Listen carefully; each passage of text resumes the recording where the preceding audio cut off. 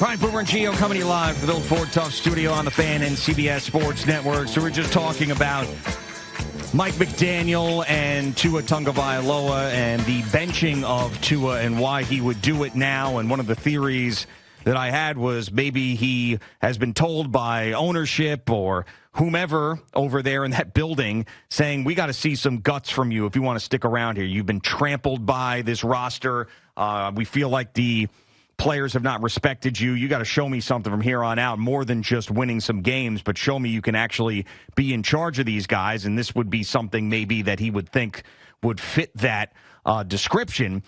So Mike Florio did a similar thing with the Jets, where he was looking into a move that Aaron Glenn made and said this is why he thinks he made it. And that move was firing defensive coordinator Steve Wilks. And Mike Florio said what strikes him as odd is that Aaron Glenn is a defensive guy.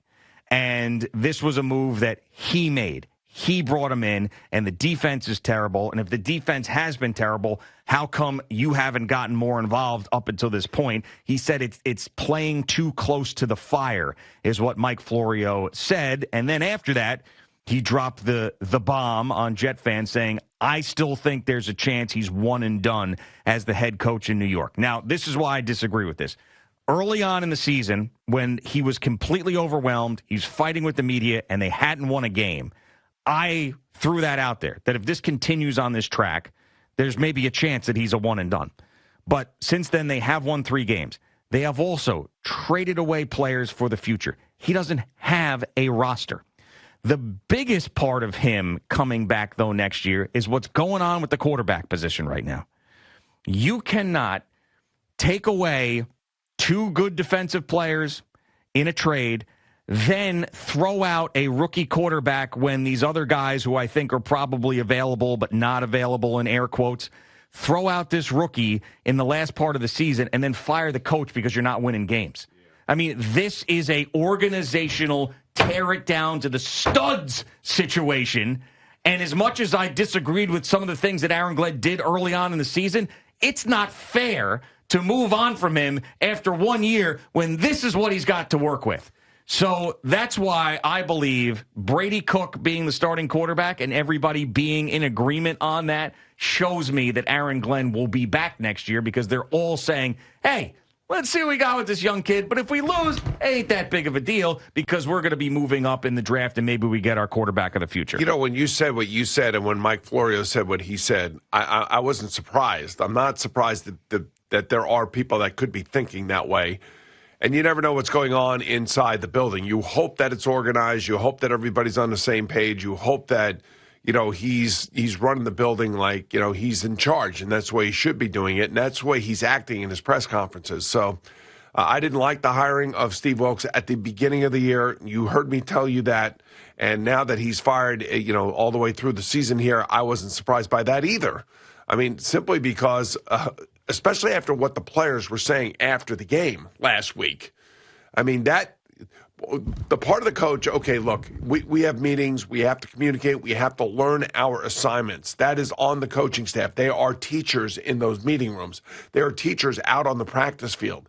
It's not just about the physical presence of the player. It's got to be the mental IQ's got to be there, and you got to tap into that as a coach, and you got to get the most out of your players. And that's why I think that they went for Aaron Glenn, because of the way I think they probably saw a lot of video from him from Hard Knocks, talking to his defense when he was in Detroit, and you know, he was totally in command of the room. And I think he is in command of the room, and I do think he is getting some sound advice from Bill Parcells. That's why I don't think that they will fire him.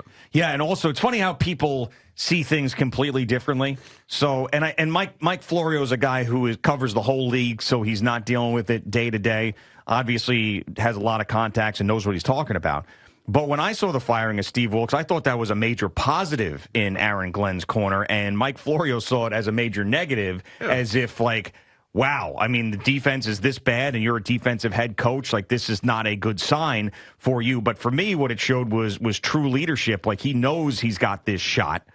And he knows that that wasn't good enough. And regardless of the respect that he might have had for Steve Wilkes or the friendship they had, like, this is horrendous. Like, this is so bad. I can't even keep you to the end of the season. And that, to me, showed more leadership than a lot of the things that he's done already this season. So he may ultimately be the wrong guy for the Jets. And as much as I've been on Aaron Glenn from the beginning, it is absolutely 100%, even in a cutthroat business, not fair to give him this team for the rest of the year and then fire him at the end of the year. Well, and again, you are right. Mike is plugged in. There's no question about it. And I could understand why Mike would see it the way that he did. The performance on the field speaks for itself, and the disorganization and the mistakes and the guys running wide open and how soft the secondary was. There is no pass rush. There is no blitz. There's no energy. Like, defense has got to be energized. There's got to be, when you see a defense that's playing, great, let's say the Broncos, the Chargers, the Texans, you watch their defenses, man, there's always like 6 or 7 guys in the final frame of the tackle. That everybody's running to the ball, everybody's trying to make a play, everybody's trying to create a turnover, something that the Jets can't do. Yeah. They have not created any turnovers. They can't get an interception. It's crazy what's going on with them. And I'm like, okay, so somebody's got to pay the price. And that's where the older kind of, I don't know, I just want to say relaxed defensive coordinator with a young team and a new scheme is not going to work. I knew it wasn't going to work. I just, it's obvious because the track record's there of the coach. So could the coach a position, or could he be an advisor to the head coach? Could he be an assistant head coach? Yes. But you got to have somebody on defense that is nails. That is Rex Ryan. That was who Rex Ryan was. That personality transferred to the players and the way they played. And Bart Scott was right in the middle of that thing, and he was the leader of that defense. And when they played, they swarmed after people. They really did. And that's what's missing here. It's not just some players that you've traded away that, Quentin Williams has turned out to be pretty good for the Cowboys. Unfortunately, Sauce Gardner's hurt. But, what they're looking for now are going to be players that are going to buy into what they're selling. And that's why I don't think that this is a one and done with Aaron Glenn, because Darren Muji's made all these moves. Yeah, but this is also the one thing that I would put Mike Florio's, he didn't say this, but in the sense that it could be a one and done, is this is where it becomes weird. So if we're evaluating this season, Darren Muji, what he's done, even though he hasn't made the picks yet, super impressed by what he's done. 100%. Aaron Glenn, not so impressed with what he's done. Aaron Glenn was hired before Darren Muji. If I'm in that building and I'm assessing these two guys' jobs, and Darren Muji knocks on my door, if I'm Woody Johnson or Christopher Johnson, and goes, hey, just want to let you know, I know you've praised me for the things that I've done here so far and you respect my opinion. We might want to look into a different head coach, because they had no connection prior to this.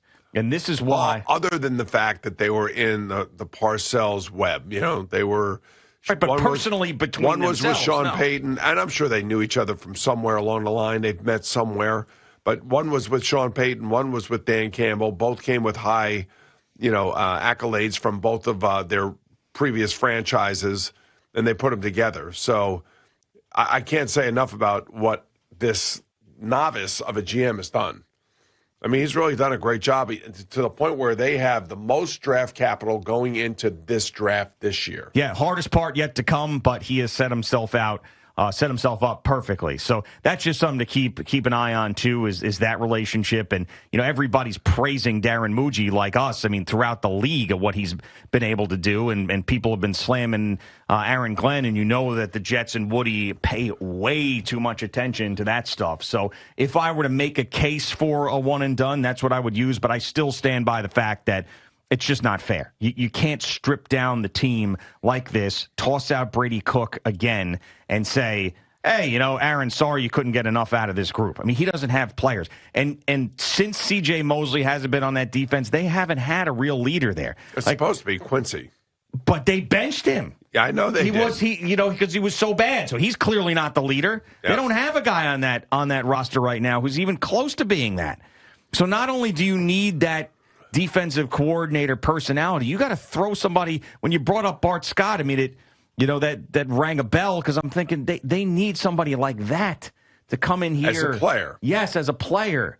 To come in and be like, all right, this is the way we're doing things. And even though the Jets' defense was slightly overrated in those years that they were better, they were still a pretty good defense. And C.J. Mosley was the unquestioned leader, and they never replaced that. They got to find their Fred Warner is who they got to find. Yeah. At that position, that linebacker, that sideline to sideline, that's Ray Lewis. Ray Lewis, Brian Urlacher, Luke Kuechly, Fred Warner. Yeah, it goes on and on and on. There's a lot, but they're all Hall of Famers. Well, yeah, right. But I mean, good luck finding those guys. Yeah. I mean, certainly the Giants have had problems finding those guys since a long time ago when they had some of the greats ever. And they have just really struggled finding like leaders at the linebacker. They've had some good edge rushers and defensive linemen, but finding those linebackers, I guess Antonio Pierce was maybe the best modern day example of that they had. But yeah, it doesn't. I mean, they don't grow on trees. No, they don't, and they're hard to find. And that right now, the Jets basically look like they're lost. Like there's no cohesion on the defense, and there's certainly no intensity. That's the problem. You want to see intense defensive football. You just watch those teams I talked about. You'll see it. You'll see it every time, almost every single freaking play, especially when it's around the line of scrimmage, man. There are 11 guys in the frame from the defense. Yeah. I mean, they have a sense of pride, and especially the Texans, man. They are flying all over the place. There's a guy that hasn't been talked about enough, I think, and I brought his name up because he's a local guy when we're talking about the next head coach, and you would have to pair him with an offensive coordinator, and maybe from this Liam Cohen tree, there is somebody like that's out there. But this Anthony Campanile, who is now the defensive coordinator of the Jaguars. He's an intense, yes. Now, if you're going to consider Chris Shula in the way that you're considering Chris Shula, I think you should be considering Anthony Campanile too.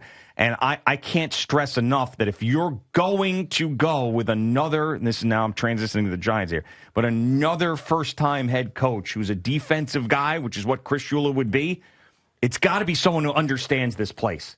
And you hear Anthony Campanile speak for 2 seconds, and you hear his accent and his attitude, he knows this place. Yeah. So I just, that to me would be a guy that I would look at heavily. Problem is he didn't go to Boston College. Right.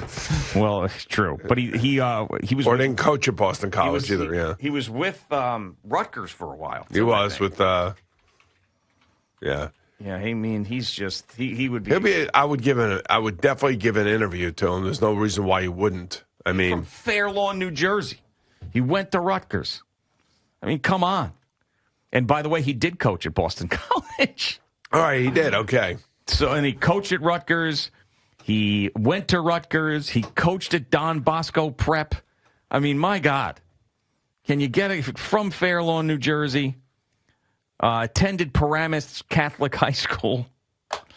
I mean, like, come on. He's a pretty intense guy. The question is that intensity going to permeate through the offense as well as the defense? Well, you got to be paired with the right guy. I'm just saying that because everybody's drooling over Chris Shula, and if you're drooling over Chris Shula, then you got to also look at Anthony Campanile, because I don't know if Chris Shula knows anything about New York. Somebody threw out to me yesterday, do you think the Giants would hire Brian Flores and Mike McDaniel if they both are, if Mike McDaniel gets fired? Hire him as your offensive coordinator. Brian Flores is your head coach. I mean, does this person know anything about the history of these teams and these guys? This person knows everything about the history of the teams of these guys. The biggest problem is that the Giants, I think, are in the Brian Flores lawsuit. Bingo. And also, Mike McDaniel was the guy who replaced Brian Flores. Yeah, I know that. I know. That started this whole thing. So that would be absolutely bizarre if that were the case. Yeah, that wasn't my idea, and I said the same thing that you said. Yeah. He said, if everything was clean and you could have those two guys come together. Yeah, well, Ball's aunt, Uncle Spot. Yeah. So, I mean, is Phil losing it, man? He must be losing it. Because that is did he take his balance of nature in the morning? Yeah, he did. Because it doesn't sound like he did. No, he did. I mean, that's ridiculous. Now, you want to tell me one of those other defensive guys and Mike McDaniel? Fine. But you put those guys together? No, can't happen. Tim in West Babylon. What's going on, Tim? Hey, good morning, guys. Boomer, Gio, first time talking to you guys. Boomer talked to you years ago about the rain delays, about starting Yankees and Mets games. But let's talk about how, yes, there is absolutely no identity with the New York Jets defense and with anything. You can sign a bunch of Bart Scotts. You can sign a bunch of Reeds. You can sign CJ Mosley. All these guys, you cannot do any of that right now. You have to rebuild. But I'm sick of rebuilding. I don't know what to do with this team. Give me an answer. The answer is wait until April because they have 13 draft picks. And they're not going to use them all, I don't think, this year. They'll probably package some of these and either move up in a certain round to go get a certain player. And I think they'll try to go all in on Fernando Mendoza if they can get up there. But that all depends on whether or not the Vegas Raiders are up there. Because if the Vegas Raiders are up there, they're taking Fernando Mendoza. They are. Over. Done. You remember that conversation you had with him about rain delays? No? No, not really. No.